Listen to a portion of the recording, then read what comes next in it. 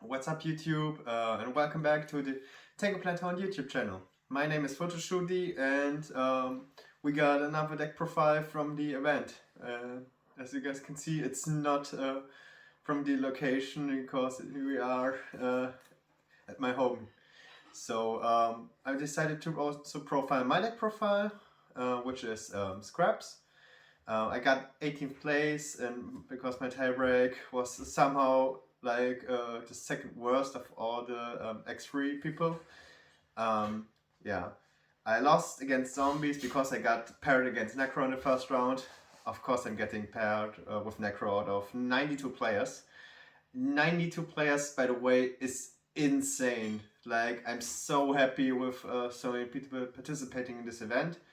Uh, and I hope we get more time with it events. It was a blast. It was like my first YCS after 5 years. Or my last big tournament was European Nationals in 2017 in Utrecht. So yeah, without further ado, let's get to the deck profile. So first we got Reborn Tango. So yeah, we're starting with a non-scrap card. Reborn Tango, obviously amazing in this deck. Most of the time you just have to, without this card, you really have to bet on your camera not getting warninged. And Reborn Tango is a great way for you to play through a sudden warning, for example, because if you go into your Scrap Dragon play, you can most of the time end with a Beast and a Reborn Tango. So this card just hires the ceiling so much. Getting another body on board, which you can also pop with your Scrap Dragon effect, is amazing. And this card also has Horn of the Phantom Beast energy. So Return winner who profiled the deck at the event asked me how much how important Tengu is in this deck from a scale from 1 to 10. I think it's a solid 8. So yeah, it's obviously one of the best cards, especially for synchro strategies. So not much to say. Then I played triple Scrap Beast and double Chimera. Yeah, I just play those 5 Scrap monsters because, well, all the other Scrap monsters suck.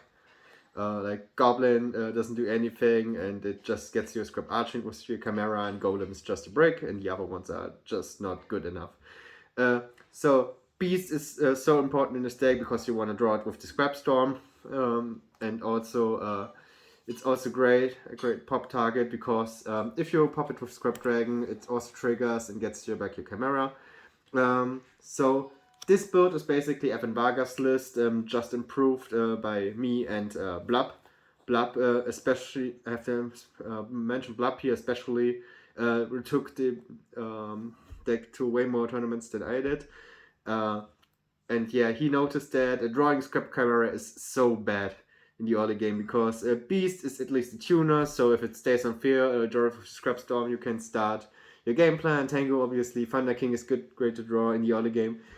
This card does absolutely nothing besides, I don't know, having 100 attack more and being one of the Phantom Beast targets. So you want to cycle F with the Scrap Storm and not draw in the early games. 2 is enough. And if you resolve one, or at least the second one, you should have won the game. 2, Thunder King, one of the best cards in this format. I don't think I have to explain why I'm running this card. It's amazing. Then for hand traps we play double Maxi and double Veiler.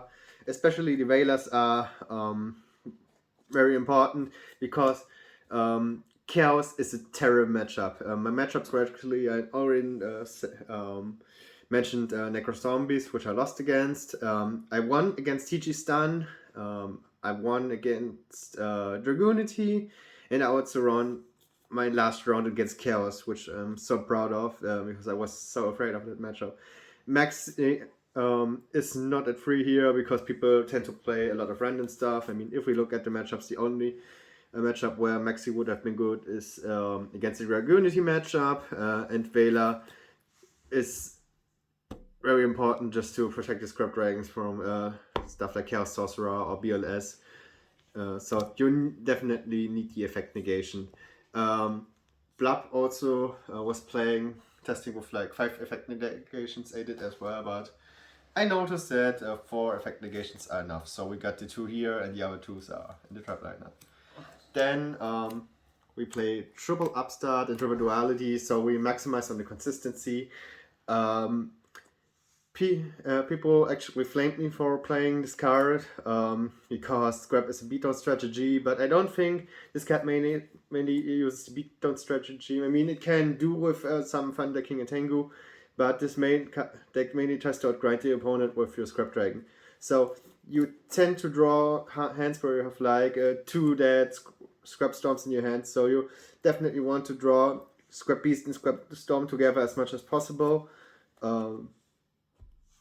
And it's also, I mean, that's a stupid reasoning, but this card's also very easy to side out. So if you play against a deck which you kill very slowly, like Cows for example, then you definitely have to side this card out. But it helps you with your consistency, and I'd rather not be able to kill my opponent in a turn than not being able to play, because I can't use my beatdown strategy if I don't draw monsters. Then Triple Scrap Storm, this card is insane in this deck if you resolve it. For people who don't know, the combo is basically you have a Scrap Beast on field, you activate this card, target the Scrap Beast, and then you are able to send a Scrap Monster from the deck to a graveyard, which is Chimera.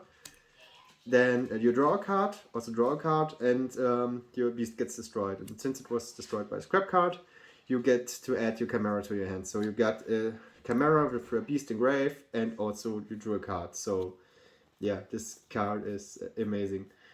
You want to resolve it as much as possible. Also, this card is a quick play, so you can also use it to dodge cards like Dimensional Prison or Bottomless Trapper. What also came up, you can also kill your own Scrap Dragon. So what I did against the Chaos matchup was he summoned Sorcerer, I chained this, then Scrap Dragon is obviously not going to float into that, but you still have it in the graveyard, so you can at least use Call on it. So that was kind of neat. Then Double Yard, I tested for free. I mean, the argument you could make for this is that you can also pop it if you draw too much of it, but it made my head so cloggy, so 2 are enough. Running 5 Scrap Beasts is enough in general, and then we just run good cards. Heavy Storm, Monster Reborn, Book of Moon, and 1 Space Typhoon for certain matchups. I just didn't want to run absolutely none of them, especially against the TG matchups where you just lose against 1 skill drain. So yeah, and also what you could do is that you could use your Scrap Dragon, target your Space Typhoon, and change your Space Typhoon. Yeah, normally you don't have to have that much problems with killing cards. Then we run Double Fiendish Chain, so this card is a bit better going first. It also negates attacks, and also is a great target when it's dead to be popped by your Scrap Dragon. So you also got that interaction. Then Double Call. I would play 3 because this card is broken in this deck. I did 2 OTKs with this where I had the Scrap Dragon engraved, did my Chimera play, and then flipped it in the battle phase and just killed my opponent. This card is amazing. I would run 3, but it's semi-limited in this format. Then Double On. This card absolutely destroyed the Dragoonity player. He attacked with a Stardust into a Tengu, which was a double kill, and also I flipped the second Horn, which was kind of sacky on the Bryanek. It's great against Thunder King, so this deck has absolutely no problems against Thunder King. Then, yeah, we just run good cards, the Southern Brigade, Torrential, and yeah, Trap Dust Shoot, which I like in this deck because it's great if you do a push with your Scrap Dragon. So then, let's get to the extra deck. So first, the 4 fat ones. I mean, this was by the way from my last tournament at European Championship Utrecht, where I was like 20 kilograms heavier. Then 1 Trishula. I never made this, so it's just a 9, which I could theoretically make with 2 4s and the Vela, but it's so awkward to make. Then 1 Scrap Twin Dragon, which I can only do with one of my side decks cards, which you will see later. The Scrap Beast, I don't know, it never came up. Then the card you mainly summon, especially because your camera locks you into summoning Scrap Dragon synchros with it. So yeah, this is the main card of the deck. It's the best level 8 synchro of the format, which also floats in this deck. Also, if your opponent decides to warning that, you can still float into another scrap monster from your grave and keep going most of the time. So this card just only loses against the banish effect. That's why the Chaos matchup is so hard. One Stardust, I made this like once or twice. I think only once. One Fort Ruler, never made this, but it's kind of fine against prisons. One Colossal, I always joked about this, never making this card, and then I actually managed to use it against Dragunity, where I attacked into a Scrap Dragon and then hit directly for game. Then one Black Rose is just here as a 7. I don't know, it's kind of there. Naturia Bacchio, never made this as well, but you can make this with Maxi and Scrap Beast, and Maxi against most decks where Natural Bacchio is good against, Maxi is bad, so you can easily synchro it away. Then we play 2 5s because we can make them way easier than the 6s with Liberian Cataster, and no, those are kind of flex boards. For the Exceeds, one Roach, one Utopia, and yeah, I made the Utopia Roach never. And one Chimera attack because we run Cyber Dragons in the side deck. So yeah, I mean, you could theoretically just run Utopia, the Scrap Dragons, and maybe Stardust. I mean, this one came up, so yeah, I don't know, you rarely make anything else than the 8s in this deck. Then we get to the side deck. So we got 2 Cyber Dragons. Never sided those. Or I sided them against Chaos, but I never drew them. I mean, they're fine. They give you access to Sculptor and Dragon. They absolutely kill machine decks, and they're against stuff like Lads. I mean, I like them a lot as a going second card. They're great in this deck. Then I played the third Maxi inside, and Blub played the third Vela. I wanted to cover one matchup, so I played one Crow in the side deck. You can do both of them. I think it's fine either way. I never drew this, so I don't know. It would have been good against Dragunity or against the zombie matchup. Then we play the second and third MST for the TG matchup, or I actually sided this against the Dragunity as well. Then Blub ran Ghost matches in this side, which I don't like that much as a floodgate in this deck. I decided to run Forbidden Lands because my biggest issue, which I had with those heavy backward decks, are cards like Bottomless or Prison or I know compulsory evacuation device, so I wanted to be prepared for that. This card also absolutely murders horn decks because the opponent is going to use this horn in the damage step, and you can just chain this. So yeah. Then one Dark Horse, so we don't have that much problems with board wipes. So I prefer Torrential in this deck because it's more reactional, but this is also fine, like for going second and dealing with like stuff your opponent gets on board.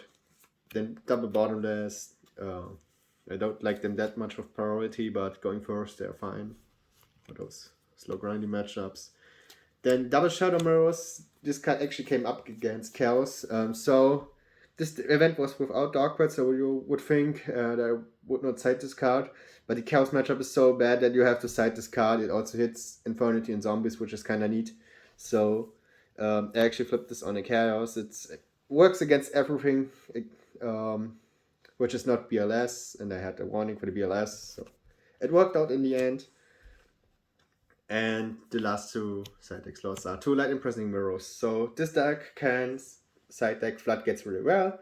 So yeah, you could actually side the Ghost matches as well, but I think those are the better Floodgates for this deck. So this hits Agents and Lightspawn as well, but I never ran into those. So yeah, this was the deck profile. If you guys want to see it in German from the event, check out the Return Winners channel. Until then, see you soon and goodbye.